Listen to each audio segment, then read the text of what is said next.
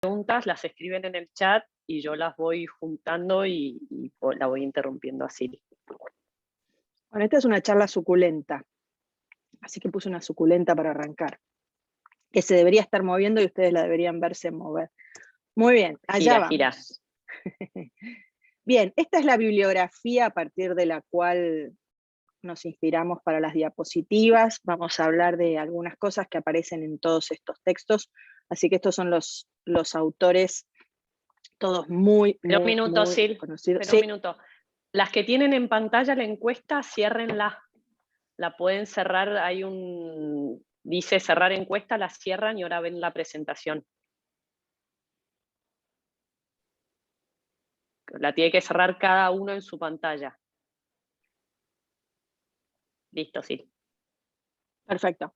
Bien, entonces estos son los libros a partir de los cuales nos inspiramos para esta presentación. La originalidad está en la síntesis, no en los conceptos. Eso es lo que habitualmente nos gusta hacer: leer, sintetizar y transmitir. Así que nada de lo que vamos a compartir son conceptos que nosotros hayamos alumbrado, sino que esos grandes neurocientíficos son los que nos dieron la posibilidad de pensar en estas cosas. Y vamos a hablar bastante de cerebro, y vamos a tomar, me faltó el libro de Dean, porque también era Dean uno de los autores, ahora que veo esta diapositiva, que nos acompaña y nos va a acompañar en esta y en todas las charlas, con su libro Cómo aprendemos. Así que ese es el libro que faltaba, tenemos que agregarlo para la próxima.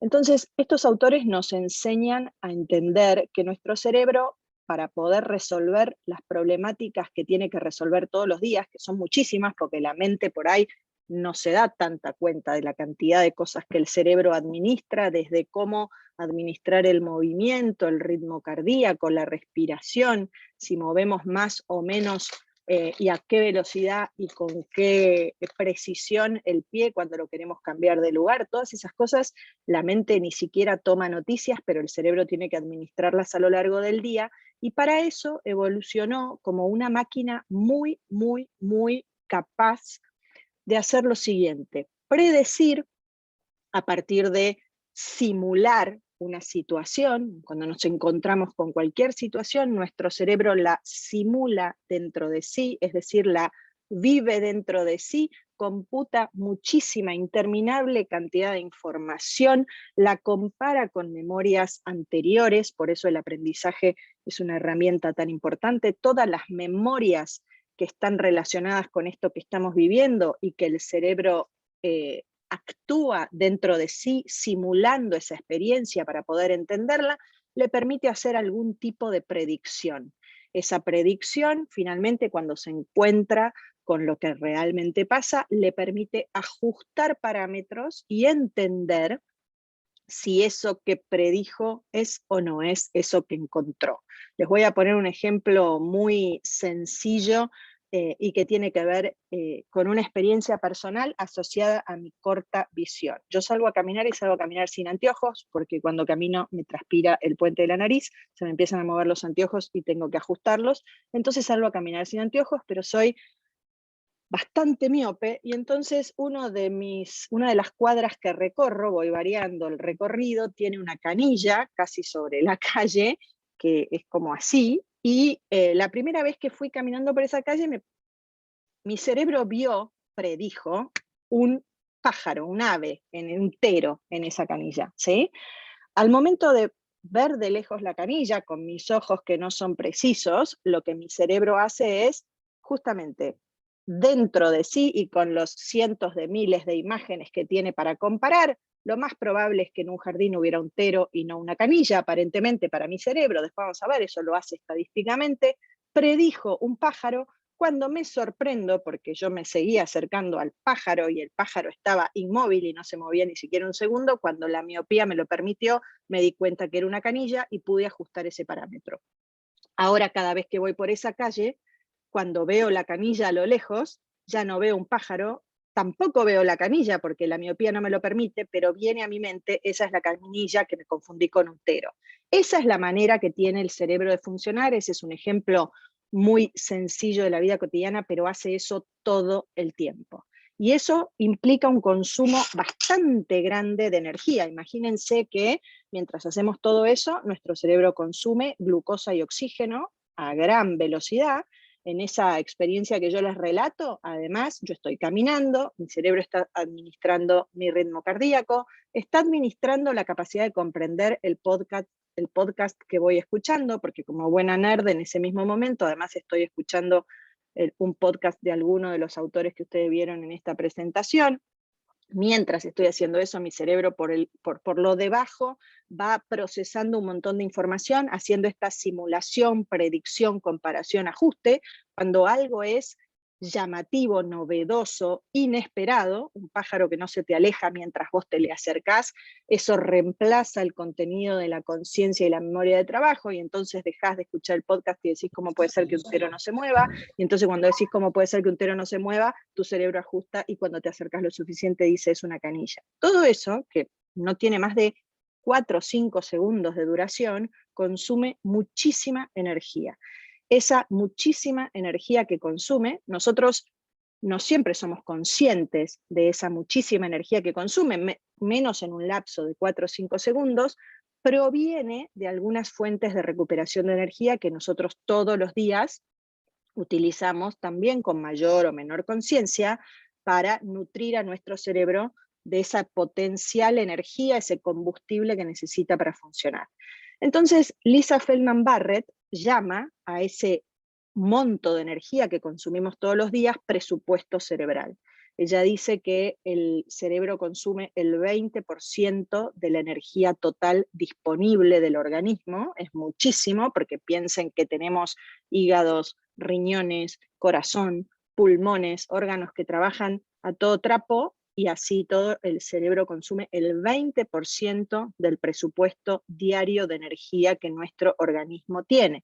Entonces, Barrett dice, esta máquina es muy costosa en términos energéticos, y el aprendizaje ayuda a administrar mejor esa energía. Si el momento en el que yo veo la canilla no tuviera memorias de tero, y si mi cerebro no pudiera traer ese tero a mi mente para identificar esa canilla, mi cerebro tendría que hacer un trabajo mucho más complejo, que es preguntarse si eso que está viendo, ¿qué es? No sé qué es peligroso, no es peligroso, tengo que acercarme, tengo que alejarme, tengo que correr, tengo que frizarme. Eso consume mucha más energía que, es un tero, seguí tu caminata tranquila. Y eso consume mucho más energía que, qué gracioso, era una canilla, soy miope. Entonces el aprendizaje y la tendencia a almacenar memorias de todo tipo a partir de nuestras experiencias es uno de los mecanismos que colabora con que podamos administrar efectivamente ese presupuesto cerebral. Barrett dice que hay otras cosas que podemos hacer para administrar ese presupuesto, y imaginemos ese presupuesto como una cuenta bancaria, ¿sí? Entonces ella dice, hacemos depósitos y hacemos extracciones. Cuando vas caminando, haces extracciones. Cuando hablas con alguien, haces extracciones. Cuando estás estudiando, haces extracciones. Todo lo que haces que consume energías y que pone a tu cerebro a trabajar de manera exigente, y exigente es todo el tiempo para el cerebro, más allá de que no para la mente. Cuando el trabajo es exigente para la mente, el cerebro consume muchísima más energía, es decir, cuando estamos en situaciones de estrés, esa energía que consumimos es todavía mucho mayor a la que consumimos cuando no estamos en situación de estrés. Es por eso que estamos tan cansados los argentinos mientras atravesamos esta segunda ola, porque estamos consumiendo mucho más de nuestro presupuesto cerebral que el que debiéramos si estuviéramos viviendo una época que pudiéramos vivir de manera fluida y relajada. Entonces hacemos extracciones. En este momento ustedes están haciendo extracciones, están escuchando, están tomando nota, están pensando, están relacionando, están prestando atención, están usando a tope su memoria de trabajo, están haciendo extracciones. ¿Cómo hacemos depósitos? Dice Barrett, porque si no hacemos depósitos, nos quedamos cortos de energía. Si nos quedamos cortos de energía, estamos cansados. Si estamos cansados, el cerebro empieza a funcionar a menor cantidad de revoluciones, como si fuera una máquina que o explota o se detiene. no se puede detener el cerebro. Si se detiene el cerebro nos morimos, pero empieza a bajar las revoluciones. Empezamos a tener sueño y cansancio. Entonces, ¿cuáles son los depósitos? Los depósitos, por un lado, son dormir y dormir bien, y hacer el ejercicio de poner foco en el dormir bien, dormir por lo menos 8 horas para los adultos, más horas para los niños y adolescentes. Por eso una de las cosas que profesionales de la salud y educación tenemos que hacer en relación a las personas con las que trabajamos es promover buena higiene de sueño. La segunda cosa que tenemos que hacer es ejercicio físico. Por eso a veces cuando los padres dicen, gimnasia por Zoom, qué ridículo. No es ridículo poner a trabajar el cuerpo físicamente, aunque sea por Zoom. Lo que está haciendo es depositar, a pesar de que también gasta, está depositando energía. Hace una semana me llegó una alerta de Google de los artículos, de las palabras que yo tengo para que me lleguen artículos.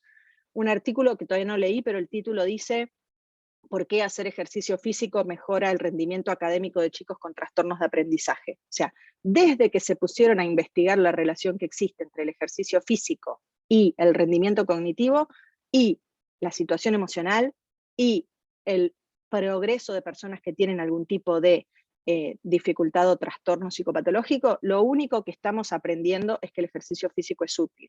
Tenemos sueño, ejercicio físico. El tercero es alimentarnos, nutrirnos razonablemente. Cuando hablamos de nutrirnos, no hablamos solo del tipo de comida que comemos, sino también de tener oportunidad de tomar algo de aire fresco y tener oportunidad de estar un poco al sol. Y otra de las cosas que permite depositar energía en esa cuenta bancaria que administra el cerebro todos los días es cualquier tipo de actividad similar a meditación, mindfulness, dejarse sumir en sus pensamientos, porque son actividades que activan una red neural que se llama la red neural por defecto, que también es una red que le permite al cerebro descansar. Es la red que se enciende cuando, si estamos despiertos, desactivamos el esfuerzo cognitivo. Entonces, esa también es una manera de depositar energía. Es por eso que cuando nos encontramos con chicos, adolescentes o adultos que tienen elevados niveles de ansiedad, por lo que sea, por ejemplo, elevados niveles de ansiedad académica, sí les enseñamos a hacer respiración, pequeños ejercicios de respiración, lo que la literatura llama micro-mindfulness, técnicas de micro-mindfulness, porque en realidad hacer mindfulness y hacerlo bien lleva mucho entrenamiento, pero hay una cosa que se llama técnicas de micro-mindfulness, son ejercicios muy chiquititos de respiración, que ayudan a bajar los niveles de ansiedad y permiten ayudar al cerebro a disminuir el consumo de energía en esas situaciones de alto nivel de ansiedad o estrés. Entonces, lo primero que quiero que tengamos en mente es que no es gratis vivir todos los días en términos de energía, y cuando nosotros nos encontramos con personas con las que trabajamos, sea en el contexto del aula, sea como directivo en un colegio, sea como terapeuta en la disciplina que sea, una de las cosas que tenemos que hacer es estar atentos a esas variables que le ayudan a las personas con las que trabajamos a recuperar energía todos los días. Teniendo en cuenta este concepto de presupuesto cerebral, vamos a empezar a hablar de emoción y cognición. Pero lo vamos a hacer dejando de lado la dicotomía de emoción y cognición, porque ya no pensamos es cognitivo, es emocional, es con cognición, es con emoción. Las cosas en el sistema mental, y no solo mental, psicofísico humano, funcionan todas juntas. No hay manera de plantearse si algo es emocional o no. Todo es emocional y todo no es emocional. Y cuando decimos emocional, tampoco lo tenemos que leer desde las experiencias que la persona vive, sino desde la administración que la persona hace de esas experiencias. Con esto lo que quiero decir es, hay experiencias que son probablemente posibles de ser categorizadas como traumáticas. Estar en el medio de un bombardeo.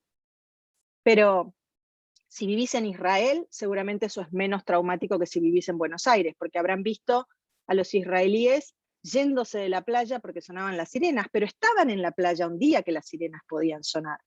Entonces, ¿qué es traumático y qué no es traumático? No depende tanto y solo de la situación, sino de la relación que existe entre la persona y la situación. Y no vamos a hablar de trauma hoy, porque además no es algo de lo que yo pueda hablar con fluidez, pero traigo esto a colación porque cuando hablamos de lo emocional, muchas veces pensamos cuáles son las experiencias que pueden hacer bien y cuáles son las que pueden hacer mal. Y que puedan hacer bien o que puedan hacer mal, está más relacionado con que depositen o extraigan de esa cuenta bancaria que el cerebro tiene, pero no necesariamente está relacionado al significado que la experiencia tiene para la persona. Porque el significado que la experiencia tiene para la persona no depende de la experiencia, sino de la relación de la persona con la experiencia. Entonces, cuando hablamos de emocional, tenemos que hacer el esfuerzo de no pensar, claro, quedó en una burbuja en la que sus amigos no estaban y entonces está muy triste. Algunos sí, otros no. ¿Es más desafiante que estar en la burbuja que tus amigos estaban? Obvio que sí, pero no necesariamente es traumático per se. Hay personas, y vamos a ver después por qué hablamos de apego, hay personas que por el sistema de apego que tienen, son lo suficientemente seguras y confiadas en sí mismas como para hacer frente a ese dilema. Y hay personas que no. Entonces, cuando pensamos en una situación que es potencialmente negativa en términos emocionales, caer en otra burbuja, estar otra vez encerrados en cuarentena, que un amigo tuyo se vaya a vivir a otro país, y tantas podríamos hacer así, incluso la separación de los padres, nunca depende de la situación en sí, sino de la relación y el resultado de la relación entre la persona, con su temperamento, con sus variables biológicas, con sus variables psicosociales, el contexto en el que vive, en el caso de niños, los padres que tiene, en el caso de adultos, los vínculos que tiene. Entonces el desafío cuando pensamos y hacemos hipótesis sobre lo que a las personas le pasa, que es algo que los terapeutas y docentes hacemos todos los días, todo el día. Por eso me parece importante que aprendamos sobre estas cosas, porque todos los días, todo el día, hacemos hipótesis, porque nuestro cerebro es un predictor nato. Entonces decimos, y claro, bueno, pobre, sí, los padres se separaron y hacemos hipótesis. Y claro, bueno, pobre, si quedó en otra burbuja y hacemos hipótesis. Y claro, bueno, pobre, sí, no sé, está con la abuela todo el día y hacemos hipótesis. Todo el tiempo hacemos hipótesis porque es la manera que el cerebro tiene de funcionar. Pero la mente no es el cerebro. La mente tiene la capacidad de pensar, de reflexionar. Y entonces lo que tenemos que hacer como profesionales de la salud y la educación es pensar y reflexionar antes de lanzar la hipótesis. Porque en el caso del cerebro, cuando piensa que es un tero y después se encuentra con una canilla, eso no es muy dramático. Pero en el caso de una persona, cuando decimos es traumático, cuando decimos es disléxico, cambialo de colegio, el no era un tero, era una canilla, puede ser, uy, pifié, me equivoqué, cambió de colegio y ahora está peor. Entonces, lo que quiero es que reflexionemos acerca de la importancia de nuestras hipótesis, que no las hagamos a la ligera, que sepamos que las hacemos a la ligera porque es el modo de funcionar en automático que tiene el cerebro, pero que hagamos el esfuerzo con la mente de pensar un poco más allá. Entonces, cada uno de nosotros, me encanta esta frase de Dean, no es más que una variación de la línea melódica del Homo sapiens. Eso quiere decir, cada uno de nosotros es un ser humano en todo su sentido.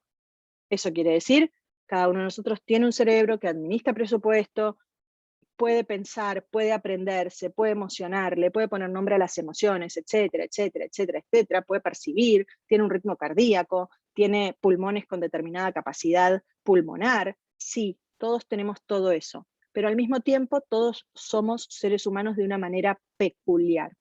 Y eso es muy lindo y nos hace pensar, bueno, no, Consu, ¿vos levantaste la mano? Tengo una pregunta, te levanté la Dale. mano para que vos me digas cuándo interrumpiste porque era de No, los vos depósitos interrumpime para que no porque, sigas. dale. Perfecto, te preguntan, ¿había otros depósitos favorables para sostener, perdón, está Conrado abajo, ¿había otros depósitos favorables para sostener el entorno de clases virtuales? En relación, sí, el vínculo. A ver, vamos a hablar de apego, porque uno de los grandes depositadores a largo plazo de energía para ese presupuesto es la calidad de los vínculos. Entonces, yo les diría, si ustedes están trabajando virtualmente con sus alumnos, más allá de tratar de poner el foco en que la oferta sea pedagógicamente buena, pongan el foco en que la oferta pedagógica sea empáticamente buena. El otro día, hablando con una madre, me dice, le estoy haciendo los resúmenes de historia, porque a ella leer cada capítulo de historia le lleva muchísimo tiempo.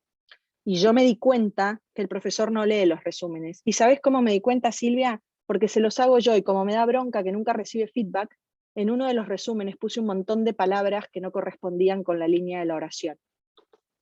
Y tampoco lo corrigió. Le puse palabras que nada que ver a la oración y no lo corrigió. Entonces me dice, si en vez de romanos decía pato y no lo corrigió, es porque ni los lee. ¿Y por qué mi hija tiene que pasarse horas después del colegio para hacer resúmenes que nadie lee? Eso es poco empático. ¿Es poco empático porque ese profesor es poco empático? No. Es poco empático porque ese profesor está tratando de cubrir contenidos que sabe que no va a llegar a dar virtualmente. Entonces, si queremos hacer depósitos, olvidémonos un poco de los contenidos que no vamos a llegar a dar. Elijamos los contenidos que tenemos que dar porque son realmente importantes, pero no tengamos a los chicos haciendo resúmenes de capítulos del libro de historia, pensando que con eso van a aprender sobre los romanos o los etruscos, porque los romanos los damos porque son importantes, pero los etruscos también están en el programa, entonces lee sobre los etruscos, hacemos un resumen, cargalo en el Google Classroom. Entonces, si lo que queremos es recargar ese presupuesto, lo que tenemos que hacer es posicionarnos en un lugar de la empatía. ¿Por qué el profesor no corrige? Porque no hay tiempo. ¿Por qué no tenemos que pedir esos resúmenes? Porque no hay tiempo. Sería lógico que el profesor, ¿bajas un poquito? ¿Sería lógico que el profesor corrija esos resúmenes? No, porque no hay tiempo, pero tampoco es lógico pedirlo. Entonces, esa es una de las maneras. El vínculo es, si queremos colaborar con el presupuesto ajeno, porque, a ver, dormir, hacer ejercicio, estar al aire libre y comer bien, y aprender a activar la red neural por defecto, puede ser algo que las personas hacemos por nosotros mismos, por nuestro presupuesto. Si somos padres, tenemos que ocuparnos de esos depósitos de nuestros hijos. No podemos decir que duerma. Tenemos que asegurarnos que duerma. No podemos decir que se levante solo. Tenemos que asegurarnos que se levante solo. Cuando son adolescentes y se levantan solos, tenemos que prestar atención a que se hayan levantado. Y tenemos que, con muy buen ánimo, golpear la puerta si no lo hicieron. Ahora, ¿qué podemos hacer por el presupuesto ajeno? Ser buenos vínculos para los demás. Eso es súper, súper, súper enriquecedor de presupuesto. Cada vez que sos buen vínculo para otro, estás depositando un montón en esa cuenta bancaria ajena. Y es por eso que los hijos de padres que tienen la capacidad de establecer lazos de apego seguro con sus hijos, vamos a ver después, viven mucho más fácil. Es por eso. Entonces, lo que hacemos nosotros los humanos es representar el mundo que nos rodea de manera interna, y no solo el mundo que nos rodea, sino nuestro medio interno también. Por eso podemos decir, me duele la panza, por eso podemos decir, tengo un pinchazo en el oído. Le ponemos nombre no solo a las cosas con las que nos encontramos afuera, sino también a las cosas que sentimos y experimentamos adentro. Y Damasio dice, desde que nacemos y desde que somos seres humanos, los humanos construimos mapas que nos permiten leer el mundo a nuestro alrededor. Es decir, los humanos aprendemos a mapear ese contexto que tenemos, aprendemos a usar categorías semánticas para leer ese contexto, y esa capacidad que tenemos de armar mapas nos permite leer mejor el mundo en el que estamos, lo que nos va a permitir también administrar mejor nuestro presupuesto. Una de las grandes ventajas de la educación es que enriquece muchísimo la capacidad de hacer esos mapas. Imagínense un mapa limpio, blanco, sin mucha información. El mapa, creo que era el político, cuando ibas al colegio. Solo tiene las fronteras y los puntitos de las capitales. Imagínense un mapa que tiene eso, pero además tiene los colores del relieve. Imagínense un mapa que tiene eso, los colores del relieve y nombres. Imagínense un mapa que tiene eso, los colores del relieve, nombres y dibujitos. Cada uno de esos agregados es producto de que nos eduquemos, no solo de que vivamos. ¿Por qué es tan dramático lo que nos está pasando? ¿Por qué es tan dramático saber que mis hijos van al colegio 8 horas y los que están a pocas cuadras del otro lado de la Panamericana no están yendo al colegio hace 1 año y medio?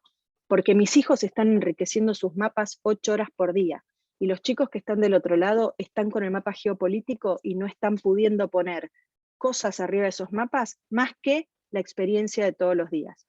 Entonces, cuando la gente dice, miren en el conurbano toda la gente en la calle, qué vergüenza, yo a veces pienso, es la única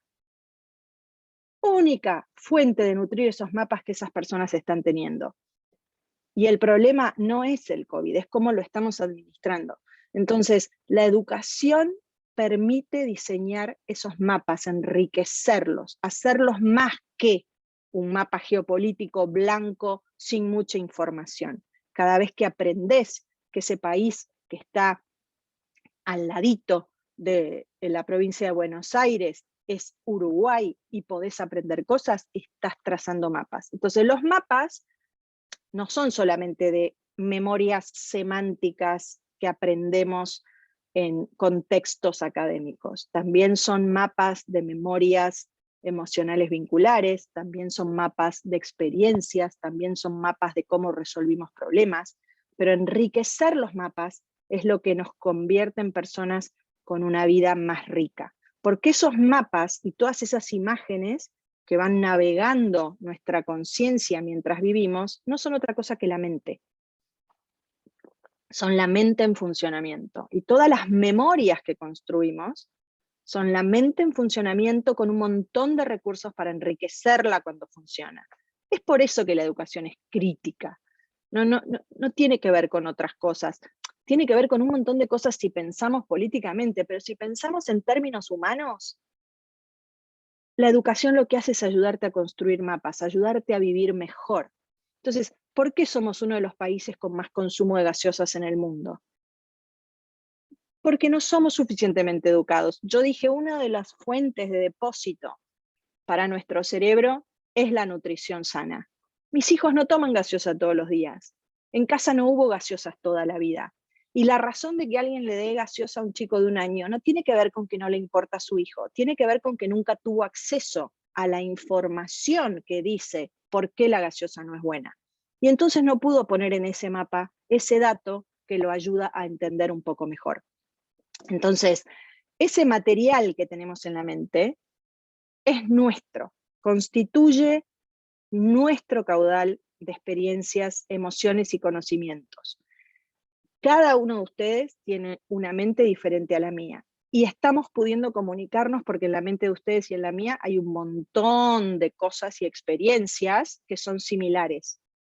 Pero la de ustedes es de ustedes y la mía es mía. Incluso si Consuelo y yo pensamos en nosotras, que somos como hermanas, los libros dicen el 30% de la mente de la gente que querés mucho podés anticipar, pero hay un 70% que no vas a poder leer bien.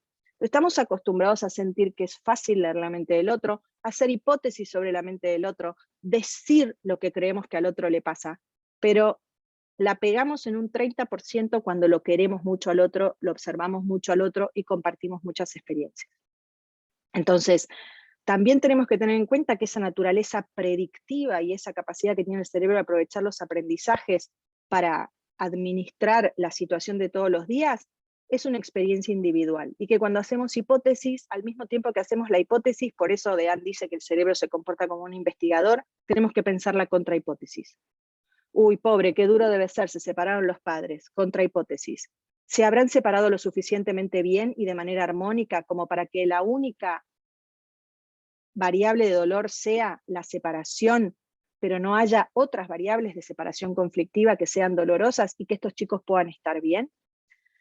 Entonces, hay hipótesis que son muy, ay, justo la madre está embarazada, ay, justo se separaron los padres, son hipótesis muy chiquititas y las hacemos todos los días porque nuestro cerebro es un predictor, pero les tenemos que prestar atención. La mente es mucho, mucho, mucho más compleja. No es tan fácil entender lo que a otro le pasa, no es tan fácil administrar lo que a otro le pasa. Es por eso que los buenos procesos terapéuticos son basados en evidencia. Son buenos no solo porque al ser basados en evidencia, por lo menos estás haciendo lo que se supone que tenés que hacer.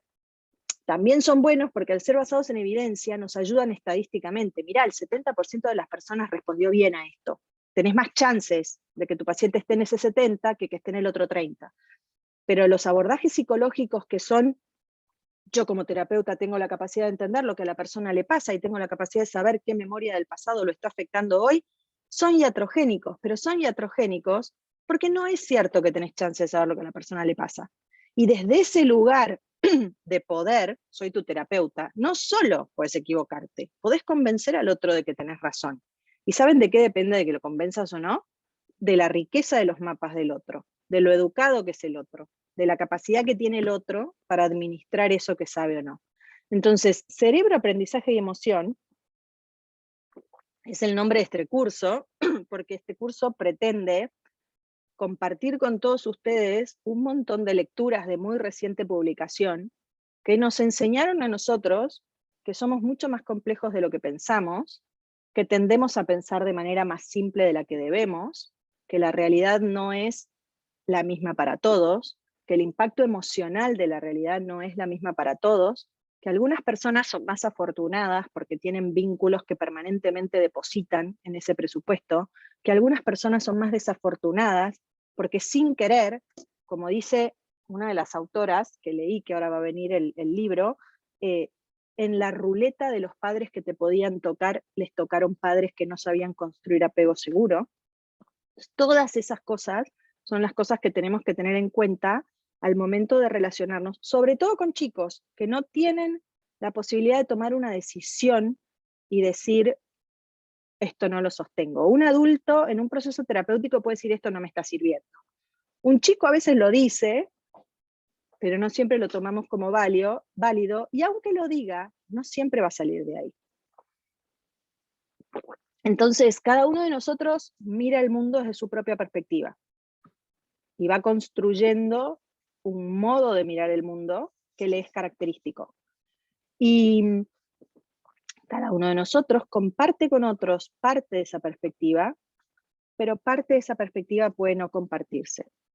Entonces, el aprendizaje, más allá del que ocurre con maestros, es una experiencia permanente que ocurre sin maestros, porque nuestro cerebro, y en consecuencia nuestra mente, todos los días, todo el tiempo, con cada experiencia, aprende cosas acerca del mundo y aprende a leer el mundo distinto a partir de esas cosas que aprende. Por eso también los mapas se enriquecen mucho con experiencias que van más allá de la rutina. Por eso hay padres que dicen, nos fuimos de vacaciones y creció un montón. Claro, porque el flujo de información nueva aumentó drásticamente y la posibilidad de hacer hipótesis, sacar conclusiones, comparar, predecir, simular, aumentó drásticamente.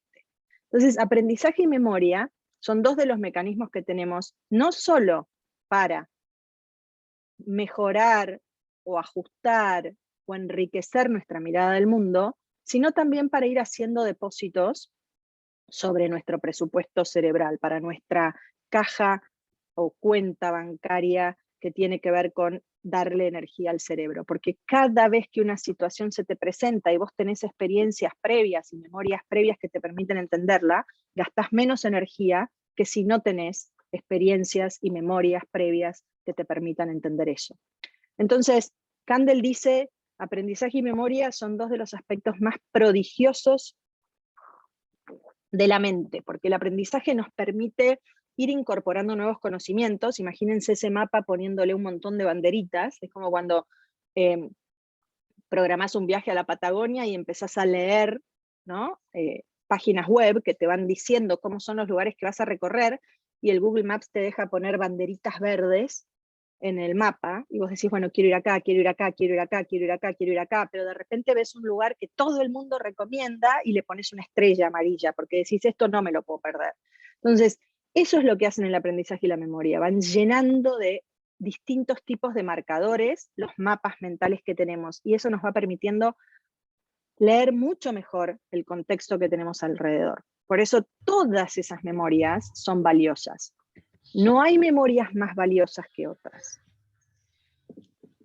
Son todas, todas, todas ricas fuentes de apoyo a la vida de todos los días. Por eso, una vez Mariana Majul, una psicopedagoga a quien quiero y admiro, usó esta imagen en una de sus diapositivas, la busqué enseguida y la guardé, porque el tema no es lo que te pasa, el tema es cuánta capacidad tenés de aferrarte a eso que te pasa, de encariñarte con eso que te pasa, para lo bueno y para lo malo. O sea, te encariñas mucho con cosas que te pasan porque las pensás buenas y vas a hacer mucho de eso y vas a disminuir la cantidad de experiencias diferentes que tenés.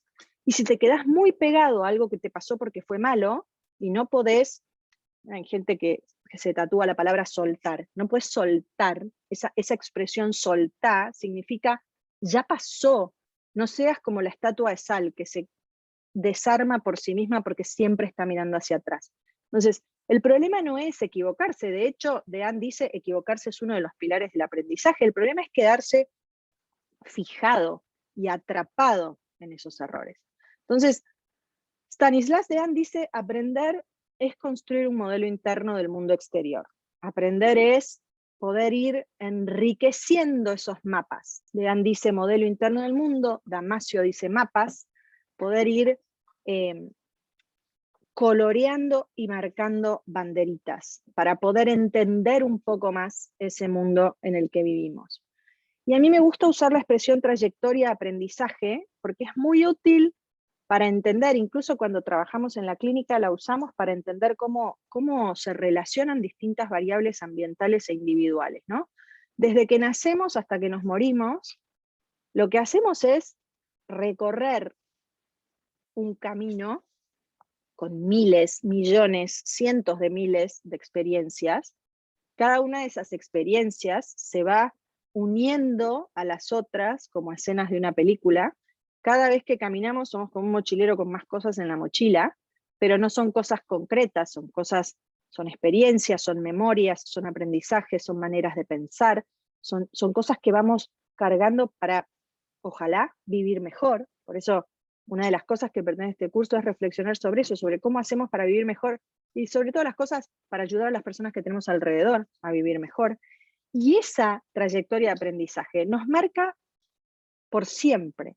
La manera en la que vamos envejeciendo, la manera en la que somos viejos, si llegamos a viejos y somos viejos más menos felices, más menos entusiastas, más menos alegres, más menos con energía mental y emocional, depende de nuestra trayectoria de aprendizajes. Entonces es muy importante cuidar nuestra trayectoria de aprendizaje y las trayectorias de aprendizaje de los demás. Dean también dice que aprender es proyectar hipótesis a priori. Es esto que tanto Dean como Damasio, como Feldman Barrett y otros autores sugieren. El cerebro es un predictor. Cuando la experiencia realmente aconteció, tu cerebro ya la simuló. Cuando llegaste a la experiencia, tu cerebro ya la imaginó, sacó conclusiones, está esperando para chequear si lo que vivís es lo que proyectó para ajustar y para aprender. Hay algunas hipótesis a priori que todos hacemos de manera consciente. Cuando por primera vez conoces a alguien que te gusta y vas a salir con él o con ella y entonces imaginás cómo va a ser esa salida y fantaseás. Fantasear es proyectar hipótesis con conciencia, pero el cerebro hace eso todo el tiempo.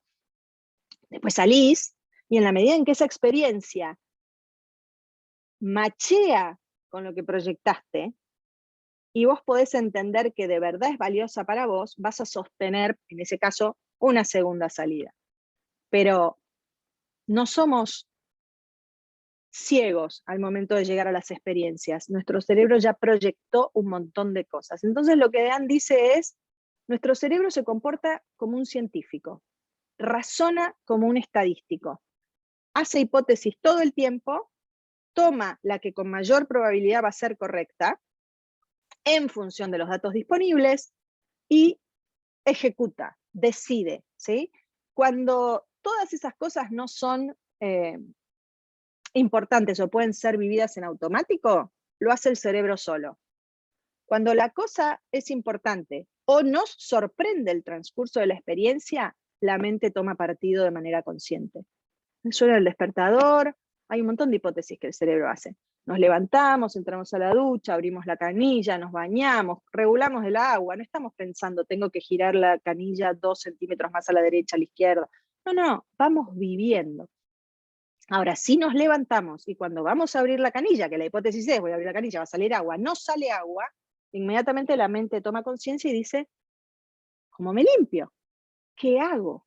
Tengo un problema. ¿Por qué tengo un problema? Porque lo que el cerebro predijo se encontró con una realidad completamente diferente. O sea, ya no es sale poca agua, el agua está fría, no sale agua.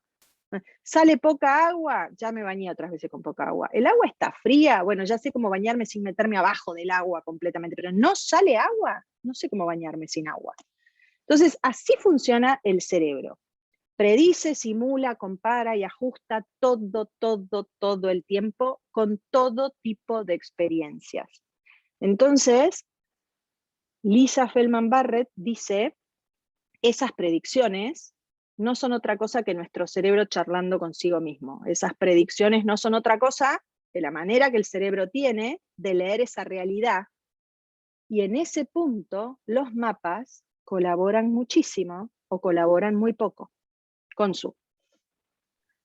Te preguntan, si nuestro cerebro funciona como un científico, ¿cuál sería la pedagogía más adecuada que busque que las personas aprendan como científicos? Claramente, el punto medio justo entre el instruccionismo y el constructivismo raso. ¿Qué quiero decir? Y esto, Dean habla mucho de eso en sus libros. El instruccionismo, yo te digo lo que tenés que aprender, vos lo tenés que retener, lo tenés que memorizar y me lo tenés que repetir, no sirve para nada. ¿Por qué no sirve para nada? Porque no permite predecir nada. El constructivismo raso, descubrí todo solo. Haces tus hipótesis solo. Vas a llegar a encontrar solo lo que tenés. Tampoco sirve para nada, porque, ahora vamos a ver, no somos solos, somos sociales. Y nacemos cableados, precableados, para aprender de otros. Por lo tanto, los humanos no somos personas que nacemos para aprender solos. Por lo tanto, el constructivismo raso es una pedagogía antinatural. ¿Cuál es el punto justo, medio? Todas las pedagogías que nos está obligando la pandemia. Aula invertida, lee un poco antes, haz tus hipótesis antes, mira un video antes, pensá antes, toma nota antes, registra algo antes, vení y charlamos. Ese charlamos es el pongo a prueba mis hipótesis. Ahora, hay cosas que son como son, que la F suena, es como es. Perdemos tiempo si pensamos que la persona lo tiene que aprender en soledad. Eso es antinatural, pedagógicamente hablando. Solo por poner un ejemplo, porque este no es un curso sobre pedagogía, más allá de que como hay muchos docentes inscriptos podemos responder estas preguntas de manera cortita, pero lean para profundizar este concepto el libro de Dean, Cómo aprendemos. Hay mucho, o el de lectura, el de la lectura, que no me acuerdo con su nombre exacto, ¿cómo es? Aprendiendo a leer, no me acuerdo. Pero son dos textos que describen mucho cómo encontrar este punto justo para permitirle al que aprende a funcionar como científico, pero administrando un montón de datos que no hace falta que descubra solo porque ya los tenemos. Porque ese cerebro, ahora vamos a ver, no viene como una tabula rasa, por eso el constructivismo raso es antinatural. Viene con un montón de información previa que le permite hacer esas predicciones desde que nace, con algunos contenidos que ya están grabados en su ADN que evitan que pierda demasiado tiempo. Ejemplo, si un objeto no está sostenido, se cae. No es algo que haya que aprender, es algo que nuestro cerebro ya sabe. Y si ustedes hacen cuando se hicieron experimentos de un objeto sostenido que de repente le sacan la fuente de sostén y no se caen, los chicos a los 3 meses se sorprenden. Obviamente para eso se necesita una ingeniería de resonadores magnéticos, que no es algo que podamos ver a simple vista, pero ya está más que demostrado. Entonces, el constructivismo raso es un gasto innecesario. El instruccionismo no hace depósitos. Si quieren, lo podemos pensar así. Entonces, poder usar el aprendizaje como un depósito al mismo tiempo que gasto, eso sería algo como pagar un curso, ¿vieron? Yo estoy perdiendo algo, estoy achicando mi presupuesto, pero también voy a ganar un montón de cosas con eso que gasté. Entonces, el aprendizaje requiere energía, por supuesto, no es que no gasta energía, pero como enriquece mucho las memorias, enriquece mucho la capacidad del cerebro de hacer predicciones, y en ese sentido es un depósito. Entonces, nacemos con un montón de conocimientos innatos que no hace falta que nos lo enseñen. Ejemplo, el mundo está hecho por objetos rígidos, o sea que una pelota no se puede fusionar y fundir con el pie que la patea. Las leyes básicas de la física, la ley de gravedad, por ejemplo. El sentido de número, entonces es por eso que se puede detectar tempranamente un chico que va a tener dificultades en el aprendizaje de las matemáticas y no hace falta esperar a segundo o tercer grado para asistirlo y ayudarlo. Ahora que estamos hablando de presupuesto, imagínense el gasto de presupuesto de un trastorno de aprendizaje. Es violento el gasto de presupuesto de un trastorno de aprendizaje, y por eso los chicos con trastorno de aprendizaje a veces evitan las tareas. Porque es como, pará, tengo 10 pesos y me estás diciendo que tengo que gastar 19. Vivo endeudándome, y la deuda es cada vez más grande y no tengo cómo saldarla. Probabilidades es otro grupo de conocimientos innatos. Saber que los seres vivos, personas y animales, son seres vivos y se comportan de acuerdo a determinada finalidad. Estar preparado para identificar rostros, o sea, hay un área del cerebro que ya está preparada para percibir e identificar rostros desde que nacemos. El lenguaje, hay un montón de cosas asociadas al lenguaje que ya están precableadas en nuestro cerebro, y lo más interesante, lo que también está precableado es determinado conjunto de información, datos, en relación a cómo nos tenemos que relacionar con otros. Entonces, el apego y cómo establecemos apego también es posible porque es uno de los módulos innatos del cerebro. Después, ¿qué quiere decir módulo innato? Yo siempre uso la metáfora de las aplicaciones que vienen en un teléfono nuevo. Vos abrís el teléfono, sacás el teléfono de la caja, lo prendés y hay aplicaciones. Esas son las aplicaciones que vienen aunque no quieras con el teléfono. Es más, no las podés borrar. Yo ya lo intenté con la de la bolsa, por ejemplo. Al final la metí en una carpeta que dice aplicaciones que no uso. Entonces, no las podés borrar. Estas son las aplicaciones que ya vienen y no podés borrar, porque si las borrás vas a estar en enormes problemas para leer el mundo. Y otra de las que vienen y no podés borrar es el módulo del apego, que ahora vamos a explicar un poquito más. Entonces, la teoría del apego, que en su momento desarrolló Bowlby con otra persona que creo que era mujer, y no me acuerdo el nombre, pero en el prólogo de este libro o en el podcast en uno de los podcasts que escuché de esta autora, ella dice, nadie le da bolilla al segundo autor que colaboró con la teoría del apego, todos nos acordamos de Bowlby. La teoría del apego es muy útil, siempre que no hagamos relaciones directas. Acuérdense que cuando trabajamos tenemos que ser científicos en ciernes. Pensamos hipótesis y tenemos que estar preparados para que nuestras hipótesis no sean contrastables. Hace poco uno de los psicólogos del equipo defendió su tesis de maestría, él hipotetizó A, los resultados dieron Z, y una de las cosas que él tuvo que decir fue, bueno, la hipótesis que yo me planteé, no tuve razón, por lo menos con este grupo de personas que yo evalué. Y eso es tan valioso como saber que tenemos razón, lo que pasa que es subjetivamente más incómodo. Entonces tenemos que estar preparados para no pensar de manera directa, pero lo que sí es cierto es que es más fácil sentirse bien y ser feliz cuando creciste en una base de apego seguro. Helen Dent dice, ¿qué quiere decir sentirse bien? Y ojo, sentirse bien no estamos hablando de autoayuda. Sentirse bien es administrar mejor el presupuesto cerebral. Es decir, cuando nos sentimos bien, el cerebro la tiene más fácil. Es por eso que es tan importante hacer ejercicios conscientes para sentirnos bien. ¿Qué quiere decir sentirse bien? Dice Helen Dent. Bueno, por un lado, no estar preocupado por lo que otras personas piensan de vos. Sentirte cómodo cuando te miras en el espejo. Y si no, cómprate cremas, porque mejora también. Tener expectativas realistas de vos mismo y de los demás. Estar en armonía con otras personas. Tener energía positiva y ser optimista. Esto, que al principio es un esfuerzo, si lo conseguimos, consume mucha menos energía que preocuparte por lo que otros piensan de vos, no sentirte cómodo cuando te mirás, tener expectativas que no son realistas, estar en conflicto con otros, no cultivar fuentes de energía positiva y ser pesimista. Entonces, todo esto ayuda a sentirse mejor. Hay un montón de cosas que colaboran con que esto sea más fácil o menos fácil. El sistema de vínculos que tenemos.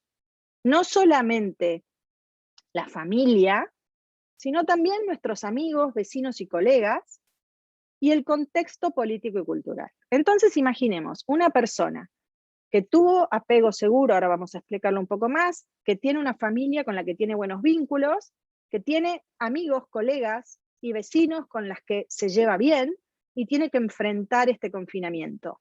Está mucho mejor parado que una persona que no tuvo apego seguro, tiene una de las fuentes de inseguridad dentro de casa, no está pudiendo ver a sus amigos, vecinos, colegas, docentes que representaban antes del aislamiento un espacio para estar mejor y está aislado.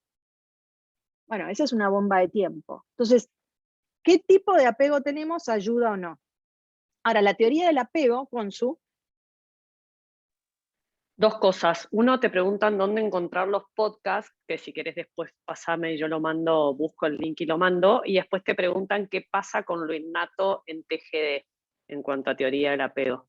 Ahora esa segunda la voy a contestar ahora cuando hablemos de qué es lo innato. Y espérate porque me tomo un segundo y te lo mando. Dale, mandame, yo después se los comparto. El único problema que tienen los podcasts es que están en inglés y no tienen traducción. Pero ahí te lo mandé. Pero si ustedes miren, el ejercicio para encontrar un podcast de estos autores es entrar a Spotify, podcast, y en buscar ponen el nombre del autor que quieren saber si ha dado podcast. Se ha, como se dice, popularizado tanto el formato podcast. Ustedes ponen Baron Cohen y lo pueden escuchar a Baron Cohen en una entrevista. Ustedes ponen Lisa Feldman Barrett y la pueden escuchar. Ponen Eric Kandel y lo pueden escuchar. Pueden escuchar a quien quieran. Los podcasts son espectaculares. El problema es que, a diferencia de un video en YouTube que pueda tener subtítulos en español, no tiene subtítulos en español. Entonces, ¿qué hace la teoría del apego? Nos explica qué hizo la evolución y la biología para garantizar un módulo precableado que nos permita relacionarnos con otros afectivamente. O sea, empecemos por pensar que la teoría del apego explica la aplicación de cómo nos vinculamos que viene en el teléfono, ¿sí? Abrimos la caja, sacamos el teléfono y hay una aplicación que se llama apego, sistema de apego. Con ese sistema de apego nosotros podemos administrar vínculos. Si ese sistema vino mal, ¿sonamos? No, porque hay otras aplicaciones que podemos descargar. Los teléfonos admiten descargas del Apple Store, en mi caso. Puedo descargar aplicaciones y puedo tener aplicaciones en el teléfono que no venían instaladas. Eso es igual para cómo funcionamos los seres humanos. Podemos aprender cosas más allá de esos módulos precableados. Lo que sí, ese sistema de apego es una de las fuentes, como les dije, de depósitos para el presupuesto cerebral. O sea que hay gente que es afortunada porque nació con ese módulo precableado y se encontró con padres que supieron nutrirlo de tal forma que vivir sea más fácil. Pero nacemos cableados para el apego. Ojo, no hace falta que el cuidador sea biológicamente vinculado a vos. Hace poco recibí en el consultorio a unos papás adoptivos de un chiquito de 4 años. Lo adoptaron hace 6 meses, no hablaba, hoy ya habla súper bien. Estaba en un hogar, sus figuras de apego prácticamente no existían. En 6 meses, porque por suerte, vieron, esas aplicaciones no se pueden desinstalar. En 6 meses fue impresionante el cambio que hizo. Entonces, esas aplicaciones están ahí para ayudarnos. Si somos afortunados y las usamos bien, nos van a servir de mucho, si no, nos van a servir de menos. Pero nacemos cableados para eso.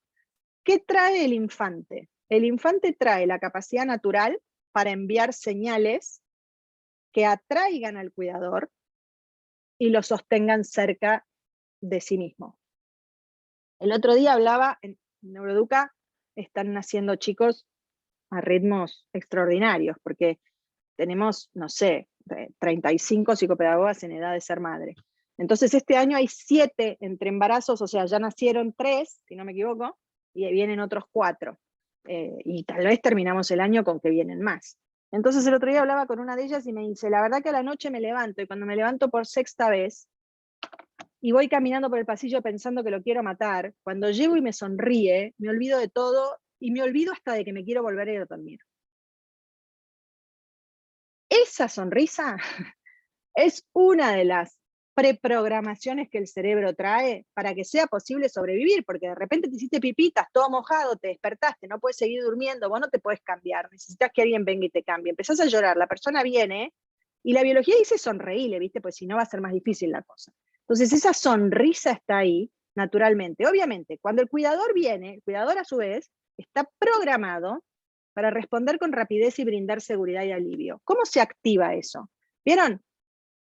Cualquiera que fue madre o padre sabe que antes de llegar a ese momento le importaban un poco menos los chiquititos, le parecía irritante hablar de eso, no podía creer que se pudiera hablar con cierta sonrisa de si hizo o no hizo. ¿Quién está antes de ser madre? ¿Quién diría, quién apostaría a favor de, y un día va a ser popó y yo voy a hacer una fiesta? Nadie. Bueno, justo cuando estamos por ser madres, y en los padres, cuando nace el chiquitito y hay el primer contacto, el cerebro dispara cantidades enormes de oxitocina, que es lo que hace que se activen esos preprogramas que te hacen responder con rapidez y brindar seguridad y alivio. Entonces el chico llora, vos lo agarrás, el chico se relaja, hace un ruidito, y vos estás preparado para responder rápidamente y brindar seguridad y alivio. Recién preguntaban los chicos con espectro autista, ese precableado programado para enviar señales no funciona bien. Vos entrás a la aplicación y la aplicación se queda en pausa. Y lo peor de todo es que es una aplicación que ya venía, no tenés muchas, no sabés muy bien cómo resolverlo. Se puede resolver, sí, con intervención temprana, puede cambiar un montón, muchísimo, pero el problema es que ese módulo precableado no está bien. Entonces el cuidador se encuentra con que lo va a cambiar y no solo no sonríe, sigue llorando, no para de llorar, lo levanta y se pone duro, no se afloja. Si leen cualquiera, por ejemplo la ENCHAT, la lista de indicadores que permiten detectar o sospechar autismo durante el primer año de vida, van a encontrar todo lo precableado. Sonríe, se relaja cuando lo alzan, llora cuando necesita.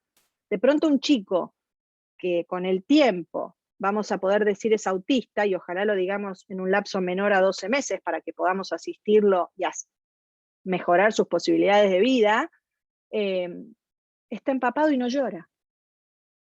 No está ahí esa capacidad innata para llorar, me va a traer a alguien que me va a asistir. Entonces, nuestro sistema de apego tiene un fin natural, mantenerlos a salvo. Y solo se activa cuando hay algún tipo de problema. Estar mojado a la noche es una amenaza, te puedes resfriar, parece una pavada, pero el cerebro se tiene que ocupar de eso, porque si se resfría, el gasto en presupuesto es mucho mayor. Entonces, bueno, más vale llorar y ir levantando el tono hasta que la persona llegue y me cambie, porque voy a estar mejor. Ahora, ese sistema de apego, Shikonsu, Te preguntan si una persona que desarrolló apego inseguro es posible que en sus relaciones posteriores pueda con ayuda desenvolverse mejor en sus vínculos. Sin duda, después vamos también a mencionar alguna cosa de esa, pero sí, por suerte, la biología condiciona pero no determina. Hay experiencias más difíciles que otras, pero mejorar es posible siempre. Esa trayectoria de aprendizaje se va construyendo justamente con experiencias, y cuando las experiencias son nutritivas, ¿vieron? Es como, imagínense, un sistema de apego seguro es una semilla que cayó en un jardín, con humus, buen nivel de lluvias, no mucho viento. Va creciendo, crece como quiere, ¿sí? Está en la selva, lo que cae en el piso en la selva crece. Después alguien te puede arrancar, pero no importa. La otra, el apego inseguro, puede ser tosca, puede ser arena, puede ser un desierto, puede ser poca agua, pero si alguien se acerca y empieza y lo cuida, pero es más difícil la germinación, pero puede germinar. En todos lados puede germinar. Tenemos el sistema de apego, pero tenemos otro sistema conductual radicalmente importante, que es el que hace que la salada se llene de gente aunque haya COVID, que es el sistema exploratorio. Nacimos para explorar el mundo, no nacimos para quedarnos encerrados. Nacimos para explorar el mundo y nosotros ahora estamos explorando el mundo sentados en casa, tranquilitos, con nuestro mate, calefacción, sin mojarnos. Estamos pudiendo explorar el mundo, estamos aprendiendo de Damasio, de Feldman Barrett, del apego, estamos explorando. Pero ¿qué si no tuviéramos internet y tuviéramos que estar encerrados un mes? ¿Qué exploraríamos? Sería para arrancarse los pelos todos los días, lo mismo, hay que salir, hay que explorar, hay que salir a ver el mundo. Entonces, ese sistema de apego está directamente relacionado con cómo exploramos el mundo. Mejor dicho, o dicho de mejor manera, los que nos enseñan a explorar el mundo con mayor o menor seguridad son nuestros padres primero y nuestros docentes después.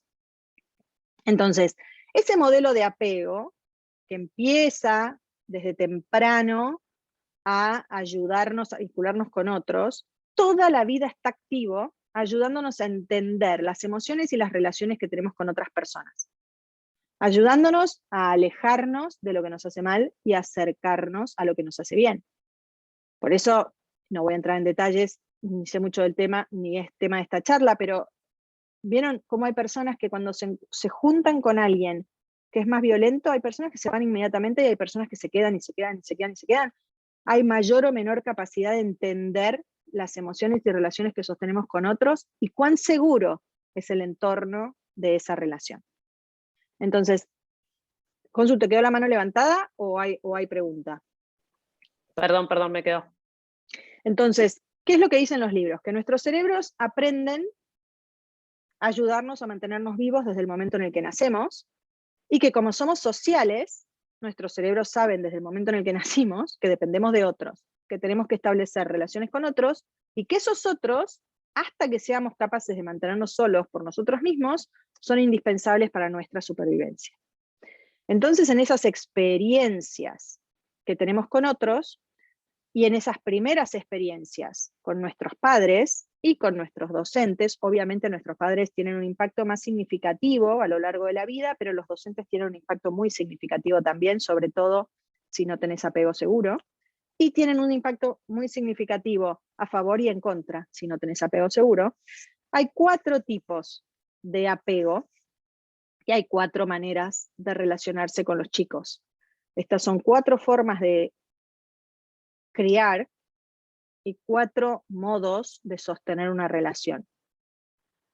4 formas de criar, una sola funcional: ser exigente y receptivo a la vez, afectuoso y límite a la vez. Una de las cosas que dicen los libros sobre apego es que no solo podés tener problemas por falta de cuidado, sino que también podés tener problemas por abundancia de cuidado.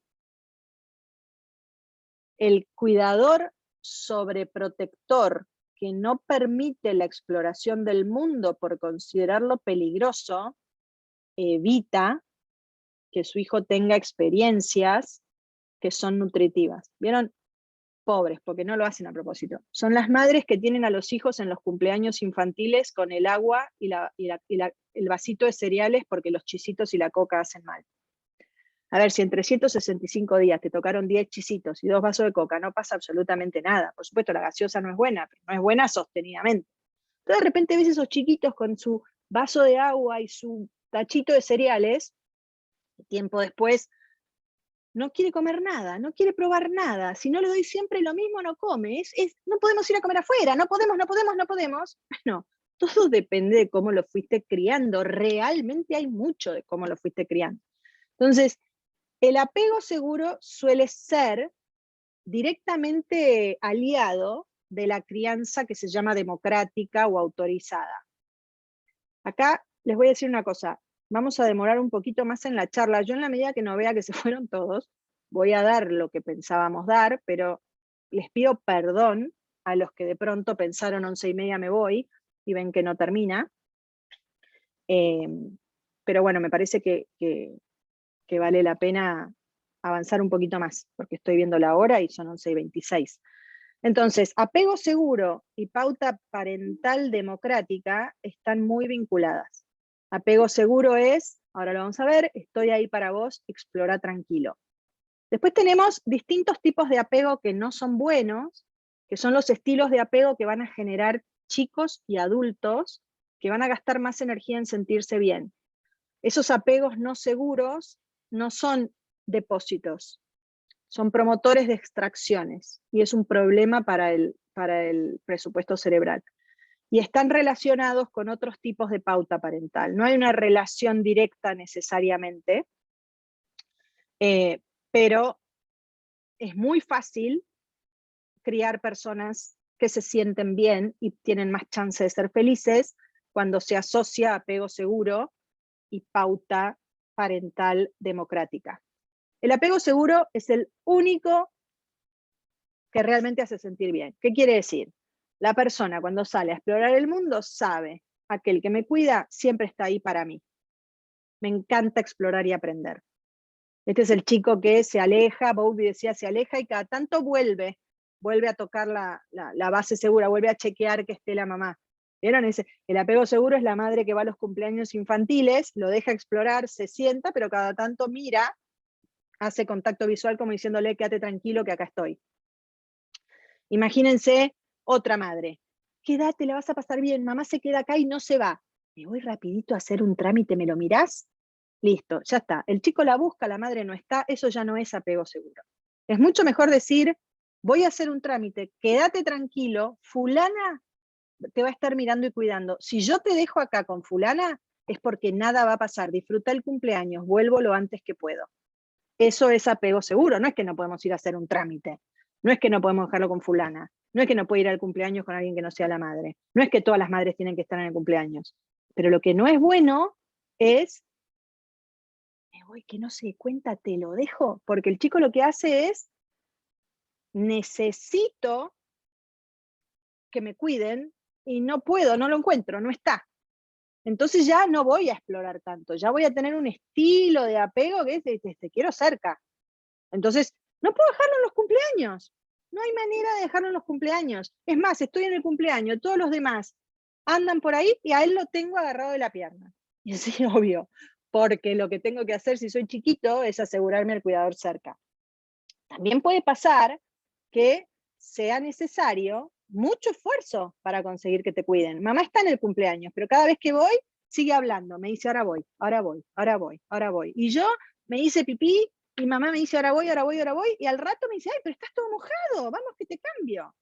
También va a ser difícil explorar en ese ambiente, porque necesito que esté ahí para sentirme libre de explorar. Y ni les digo si lo que tenemos es una pauta de apego, la que se llama desorganizada, que es la más paradojal y difícil de resolver de este mundo, porque es tu fuente de peligro es tu cuidador.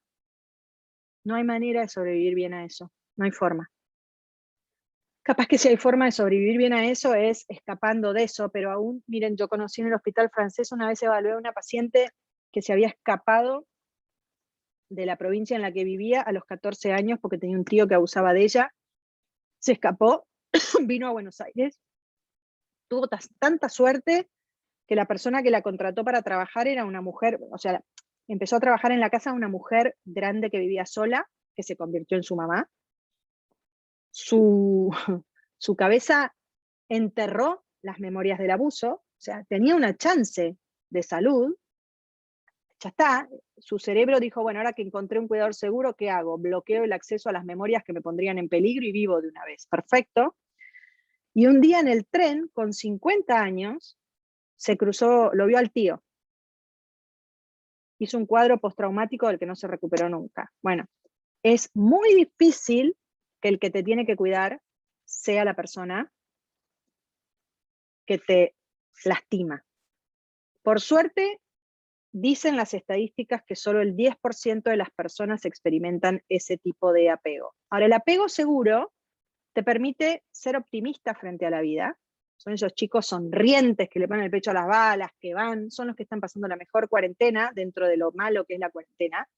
Te permite confiar en otros, pero ser desconfiado también. Son esos chicos que de repente están con su mamá o su papá en algún lugar, otro adulto se les acerca y lo miran al madre y al padre como para que el padre y madre diga sí, sí, sí. Y así todo, tampoco. Eso es lo que me pasa a mí, que me encantan los chicos y los que van naciendo en el equipo, mientras tienen menos de 5 meses, yo los puedo agarrar, los abrazo, llegan, los agarro, los hago dormir, todo. Pasaron los 6 meses y soné, porque como no soy alguien presente en sus entornos, paso a ser no confiable. Y a medida que crecen, aún cuando las madres le dicen, dale, sí, no sé qué, no, nada, no es confiable. Eso es un rasgo de apego seguro también. También, sí consu. Preguntan libro, si querés decirme, yo lo busco, ¿qué libro recomendás sobre apego? Bueno, a ver, traducido al español y que pueden leer haciendo como, comprendiendo lo que corresponde a 1950, pero que sigue siendo vigente en términos de cómo explica el apego, los de John Bowlby. Y están en español y son clásicos, pero no ha cambiado, ha cambiado el lenguaje y se ha enriquecido mucho lo que aprendimos, pero la explicación de los tipos de apego. Y después seguramente estaba al principio Maru Rodríguez en la charla, no sé si está, pero ella capaz que por chat te puede dar también algún tipo de referencia. Después, para las que lean inglés, este libro que está acá,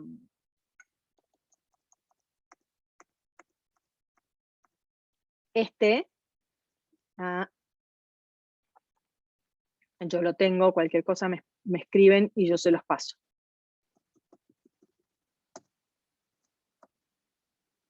Entonces, esas personas con apego seguro pueden entender y regular sus emociones, pueden ser empáticos con la emoción ajena y pueden ir construyendo una buena autoestima sin necesidad de ser arrogantes. Son personas que están en mayor capacidad de conocerse a sí mismas y de ir identificando y buscando qué cosas los hacen sentir mejor. Conocernos a nosotros mismos también tiene mucho que ver con cómo nos relacionamos con los demás. Y conocernos a nosotros mismos implica ser conscientes de que, por un lado, nosotros tenemos algunas características y rasgos que nos hacen ser públicamente expresivos, y las personas que nos conocen podrían decir, en mi caso, Silvia es así, así, así.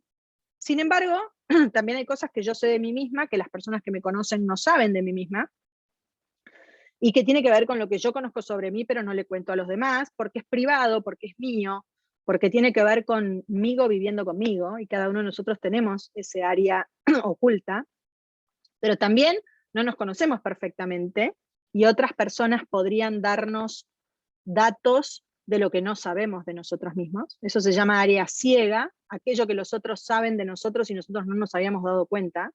Vieron, de repente cuando hay gente que dice, no, yo soy súper solidario, y lo está escuchando alguien que dice, qué cara dura. Bueno, cree que es solidario, pero no es solidario, esa es un área ciega de su personalidad. Y después, para todos nosotros, cada uno de nosotros es también un misterio, y hay cosas que ni nosotros ni los otros conocemos sobre nosotros mismos. La idea, al trabajar el autoconocimiento, es enriquecer el conocimiento que tenemos de nuestra área pública y nuestra área oculta y achicar ese área ciega. Esa es la idea. Y eso es mucho más fácil de hacer si tenés pauta de apego segura en tus primeros pasos.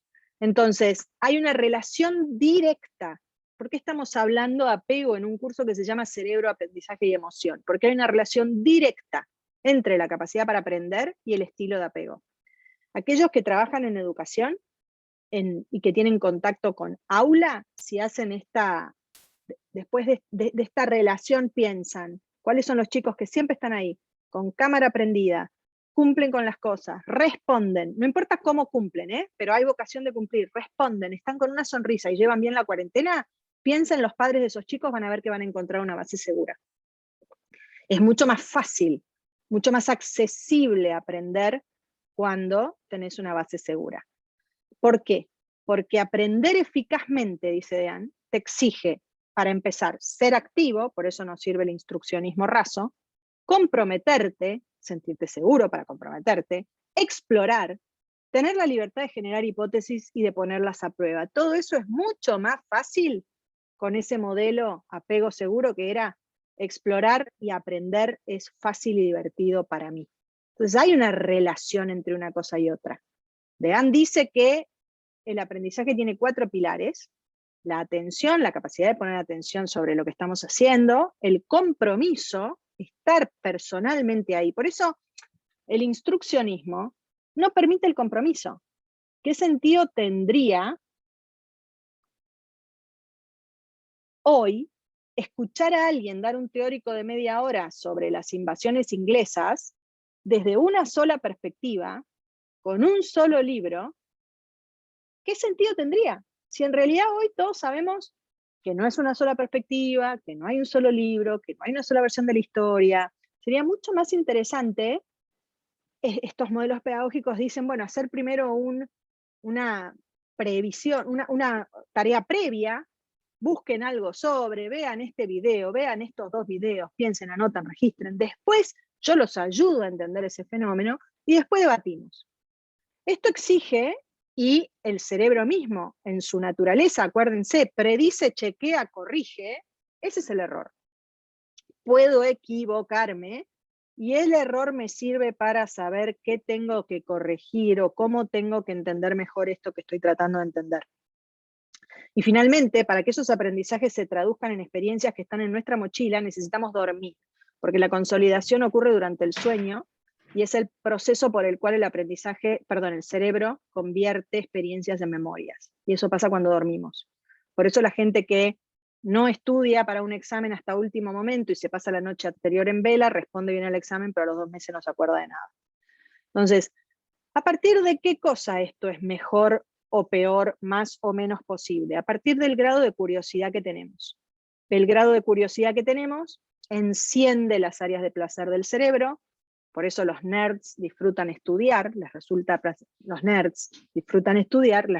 placentero eso por sobre otra cosa, y entonces, para una persona como yo, por ejemplo, que mi hobby mismo es estudiar, a mí estar un sábado estudiando me resulta placentero, nutre mi presupuesto cerebral, ¿sí? Lo hace más disponible, porque la curiosidad enciende las mismas áreas de placer que el sexo, que el cigarrillo, que una hamburguesa, que tantas cosas que dan placer, que son igual de importantes que estudiar, porque solo estudiar no permitiría mantener ningún vínculo, entonces tampoco ayudaría, pero ese apetito por aprender es una recompensa en sí misma. En los chicos se ve muy fácil, ahí voy con cuando los vemos en esa etapa exploratoria donde todo interesa, tengo curiosidad por todo, quiero saber todo, voy. Claro, porque es potente fuente de experiencia placentera. Te escucho, Con. Te pregunta Diana, ¿cómo es esto cuando el aprendizaje es con adultos, por ejemplo, en posgrados? Exactamente igual, en la medida de lo posible. Buscar la manera de generar espacios para que haya posibilidad de planteo de hipótesis. Zoom otorga esa posibilidad como de hacer pequeños grupos y poner a la gente a a discutir sobre algún tema y después el docente puede clarificar con sus espacios de teórico y esta cosa de parar y responder preguntas ya lo hace menos instruccionista que otra cosa, pero es exactamente igual. Y volvé un segundo para atrás, la otra. Ahí está. Alguien preguntaba, preguntaban que no habían llegado a notar el núcleo del cerebro. Núcleo accumbens es dentro del conjunto que se llama ganglios de la base, son áreas del cerebro que están involucradas en un montón de cosas, entre otras, en activar percepción de recompensa. Entonces, cuando uno se siente, qué bueno esto que me está pasando, si fuera como la película Intensamente, el núcleo accumbens estaría como el sticker ese, ¿vieron que está el enano con la remera? Bueno, así está el núcleo accumbens cuando hacemos algo que nos gusta. Esa es la mejor metáfora. Entonces, el aprendizaje es definitivamente una inversión a largo plazo, en términos de presupuesto cerebral, y es por eso que tenemos que darle un poquitito más de valor, reconocimiento y lugar a los errores. O sea, los errores forman parte de la naturaleza misma del aprendizaje, esa cosa de predigo, chequeo, comparo, ajusto. Comparo, ajusto es, pará, 2 más 2 no era 4, no era 5, era 4. Comparo, ajusto. Tengo que poder ajustar. Si no puedo ajustar, no puedo aprender. Entonces, ¿por qué el construccionismo, el constructivismo raso no sirve? Porque se necesita más de un humano para crear una mente humana. ¿Por qué la asociación libre en psicoterapia no sirve? Porque se necesita más de un humano para crear una mente humana. ¿Por qué no sirve no tener interacciones sociales? ¿Por qué no es bueno? ¿Por qué la gente se empezó a reunir por Zoom el año pasado? Porque se necesita más que un humano para crear una mente humana.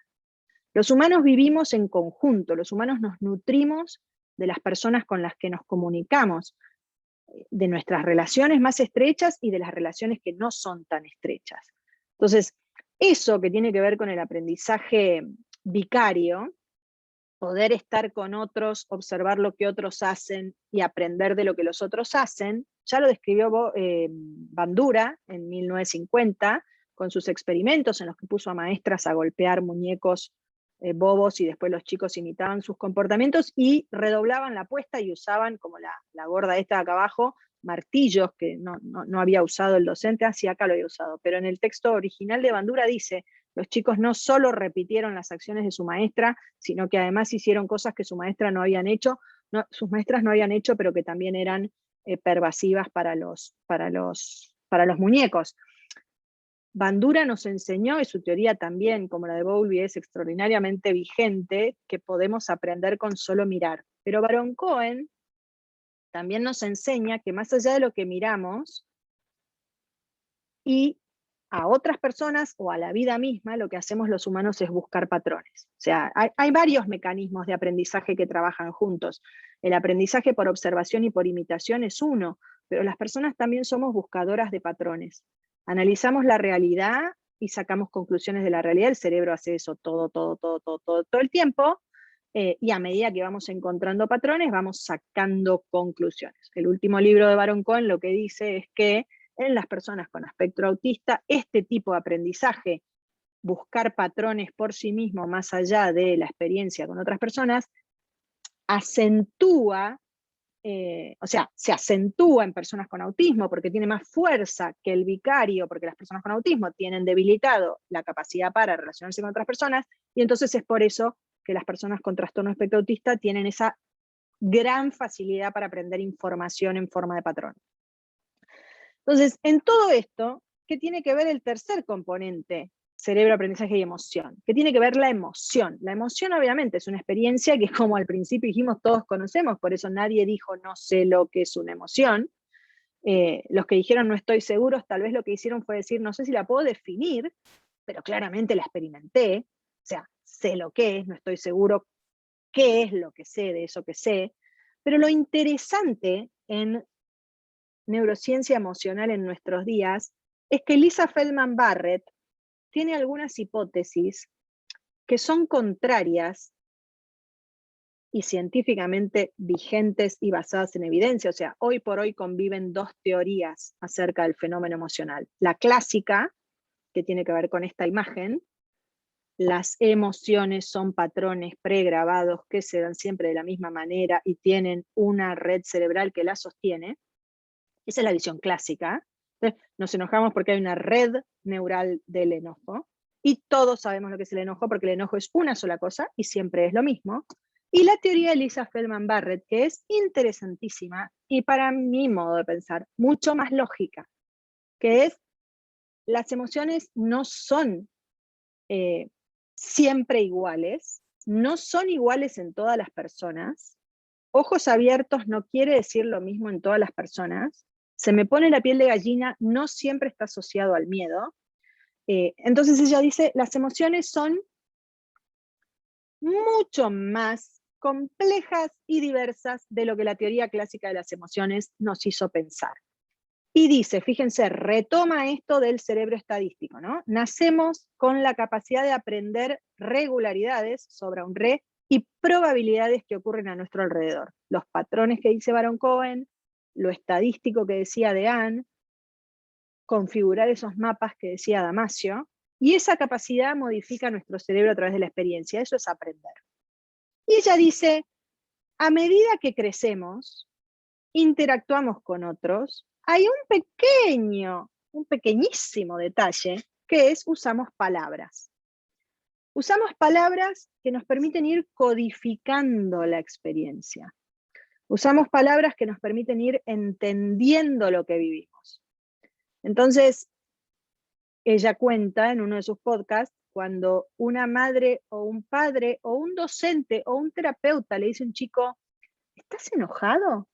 Está facilitando que el chico asocie la experiencia que está viviendo con el nombre de la emoción. Un adulto que no dice, ¿estás enojado? Que dice, ¿estás enojado?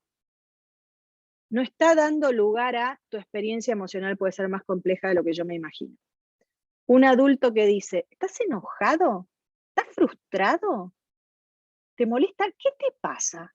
Está dando lugar a, tu experiencia emocional es mucho más compleja que lo que yo me imagino. Adivinen lo que hacen los padres democráticos que dan apoyo seguro. ¿Estás enojado? ¿Estás frustrado? ¿Qué te pasa, gordo? Contame. Yo estoy acá para asistirte, pero no comprendo el 100% de tu experiencia emocional. Otros padres hacen, y lo mismo pasa con los docentes, no estudió nada. No estudiaste, volvé cuando hayas estudiado. Por ahí el pobre tipo estudió un montón y no supo cómo estudiar para poder contarte lo que te tiene que contar. Y mientras ese docente le dice vuelva cuando estudió, el alumno piensa, qué hijo de su madre, estudió un montón, y se le empiezan a vidriar los ojos, ¿no? Distinto es al docente que dice, paremos un minuto. Lo que estás haciendo no está alcanzando para cumplir con la demanda del examen. Contame, hablemos, miremos, pensemos. Te doy crédito, trabajaste. Parece que ese trabajaste no coincide con las expectativas que yo tengo. Y es por eso que son tan importantes las rúbricas. Porque alguien puede decir, bueno, pará, yo estudié un montón, pero no pensé que lo que me estás preguntando ahora era tan importante. Me estás preguntando la letra chica, y yo sé un montón de lo otro. Entonces, esa tendencia a nombrar, esa cosa que hacemos cuando ponemos palabras, lo que le da a esos chicos es la posibilidad de ir expandiendo la realidad, de ir conceptualizando la realidad. Y dice Feldman Barrett, sí, Consu. Te preguntan dos cosas. ¿Cómo hacer cuando el chico no habla? Y después si validar la emoción es importante también. O sea, el feedback de yo entiendo lo que te está pasando. Validar siempre es importante. Recuerden ahí el peligro. No validar no está bueno. Validar, ahí recuerden, el peligro es válido desde un apego seguro o válido generando una pauta ansiosa de apego. Porque hay dos formas de validar. Imagínense lo siguiente. Vamos a una juguetería con un chico de 3 años. Le decimos elegí un juguete, elige 2. Le decimos elegí 1, elige 2. No hay manera de convencerlo de que es uno solo. validar. Gordo, yo entiendo que vos querés 2, pero yo tengo plata para 1. ¿Compramos 1 o no compramos ninguno? Entiendo, vos querés 2 porque los 2 son lindos. Y a veces es difícil elegir entre 2 cosas que nos gustan, pero tenés que elegir uno. Si querés te ayudo a elegir. Si sentís que no podés elegir, te ayudo a elegir. Adulto que valida demasiado. Ay, bueno, vos querés los 2, pobrecito, claro, mira lo que hace mamá también. Te trae una juguetería llena de cosas y te dice que elijas uno solo, pobrecito. Qué injusticia. Bueno, vamos a llevar los 2. Es así, todo el tiempo es así. Todo el tiempo es así. Por eso los procesos de orientación a padres no dependen del criterio del orientador. Dependen de aprender sobre estos temas para orientar a los padres sobre estos temas, no sobre cómo hacer para que no te pida 2. Cómo hacer para que no te pida 2, construyendo una pauta autorizada, anticipando antes. Vamos a ir a una juguetería, vas a ver 10 millones de juguetes y tenés que elegir uno. Eso es re difícil. Vamos a aprender a hacer eso. Entonces, los docentes también participamos de ese tipo de cosas, ¿no? Bueno, listo, está bien. Entonces, si no pueden la entrega, entonces la postergamos. Recuperatorio de recuperatorio de recuperatorio. No, tenemos 2 instancias de evaluación y recuperatorio. Para una de las 2, vos tenés que estar preparado. ¿Y sabes qué? Sería genial que te presentes a la primera y hagas el intento de presentarte a la primera. Pero la segunda se llama recuperatorio. La verdadera es la primera. Y Barrett dice que lo más interesante es que nosotros nos manejamos con palabras, que las palabras hacen referencia a cosas. La palabra perro, dice ella. La palabra perro hace diferencia a todo esto y a un montón más de cosas. La palabra perro es siempre la misma. No es lo mismo un perro que mi perro.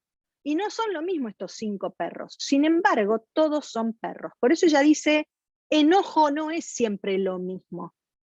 Enojo no es siempre frente a la misma experiencia. Hay tantos enojos como veces que nos enojamos, dice ella. ¿Podemos decir enojo? Por supuesto que sí.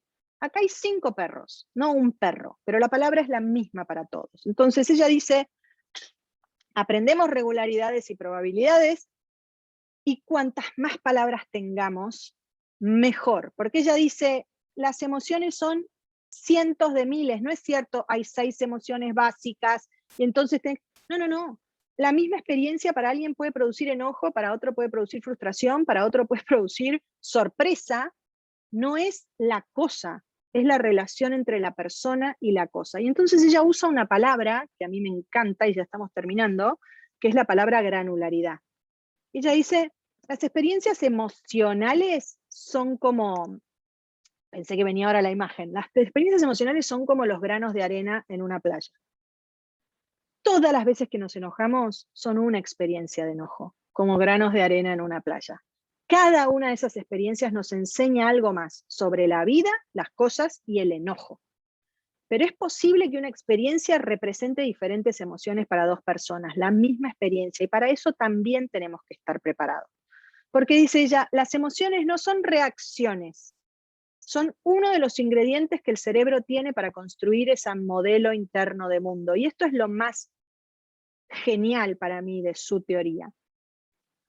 Emocionarte te permite codificar, de la misma manera que percibir te permite codificar. Cuando vos te emocionás por alguna cosa, estás aprendiendo más sobre eso. No es la cosa la que te emociona, es la experiencia de tu relación con la cosa lo que te emociona. Y esa experiencia te enseña, y esa experiencia se guarda, y esa experiencia se busca después o no cuando se predice.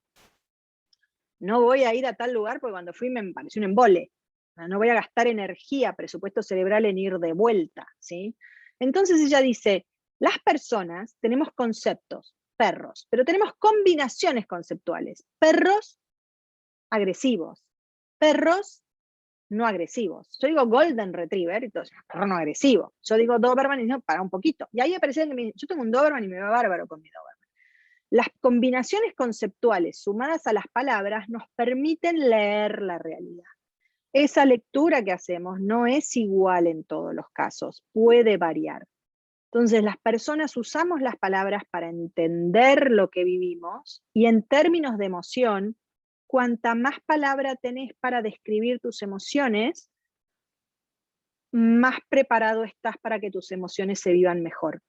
Entonces, en esos chicos que no hablan, que preguntabas vos recién, cuando falta la capacidad de poner palabras a la experiencia, el nivel de estrés aumenta un montón. Por eso cuando un chico tiene 2 años, a ver, Cuando un chico tiene 1 año y no tiene ni 2, 3 palabras, ya tenemos que preocuparnos. Cuando tiene 2 y no usa la palabra como herramienta de comunicación, ya tenemos que consultar.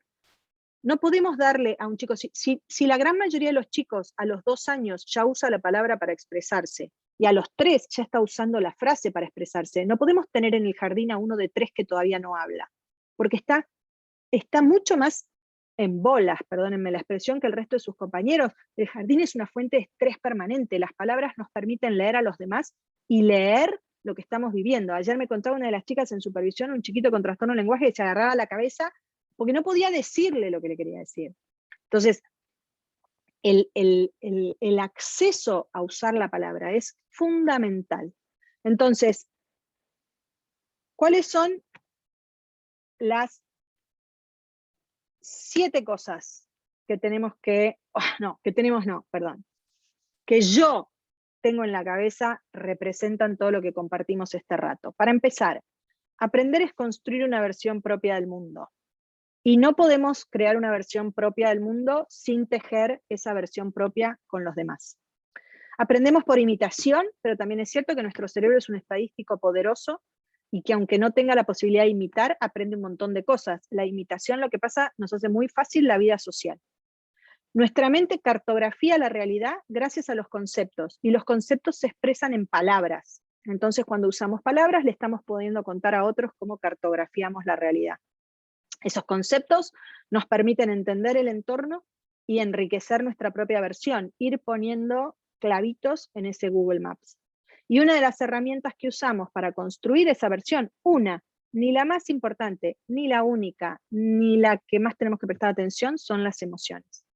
Y a mayor granularidad emocional, esto es, a mayor cantidad de palabras para poder entender lo que las experiencias representan para nosotros, mayor riqueza de nuestras construcciones. En el próximo encuentro, que si no me equivoco es dentro de 15 días, profundizaremos un poco más sobre esto y vamos a empezar a entrar como en cómo llevamos esto a distintos tipos de práctica, ¿no? Básicamente la educativa y la terapéutica, pero cómo podemos aprovechar todas estas cosas. Para eso vamos a profundizar también en la relación que existe entre aprendizaje y emociones, y cómo algunas emociones tienen particular importancia para que las experiencias de aprendizaje puedan ser más enriquecidas.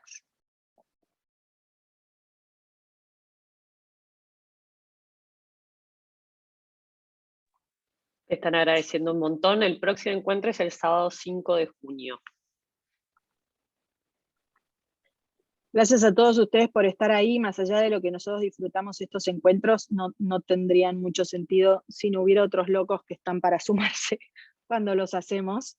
Podrían estar haciendo un montón de cosas este sábado de mañana y eligieron esto, así que nada, nosotros muy contentos, siempre tratando de, así como tenemos ofertas que por ahí son cursos pagos, tratamos siempre con Consu de tener espacios para estos abiertos, porque eso es más consecuente con lo que decíamos de las oportunidades para enriquecer los mapas que no tener estos abiertos. Así que bueno, seguiremos en el próximo. Lo vamos a subir seguramente a YouTube, sí, por eso lo grabamos. Así que si después conocen a alguien que quiere sumarse al segundo y no vio el primero, podrá verlo antes de sumarse al segundo para tenerlo como base. La única limitación que tenemos, pero entendemos que no vamos a llegar a tener ese problema, es que el Zoom tiene una capacidad limitada, pero es un número suficientemente grande como para que nadie se quede afuera. Sería muy raro que haya 500 personas conectadas un sábado a la mañana con nosotros, así que pueden invitar. Melina levantó la mano. Hola, ¿qué tal? No, nada más agradecer, muy interesante, muchos datos para investigar y para seguir aprendiendo. Gracias. Me alegro mucho, mucho, mucho. Bueno, muy bien, que tengan un lindo fin de semana, un buen confinamiento. Ahí alguien pregunta si algo sería mucha molestia. Ah, no sería para nada mucha molestia. Espérate, a ver. Me encanta 72 kilos, es genial. El libro de Feldman Barrett está en español, les cuento. ¿Cómo se llama? La vida secreta del cerebro, ¿es ese? La vida secreta del cerebro. Ese está en español. Ahí Acá preguntan si tienen hay que inscribirse de nuevo. No, nosotros nos quedó la base de datos de los que nos estuvieron conectados hoy y ya pueden entrar el 5 de junio de nuevo. Y lo que sí no vamos a hacer, o sea, les vamos a mandar el mail a los presentes,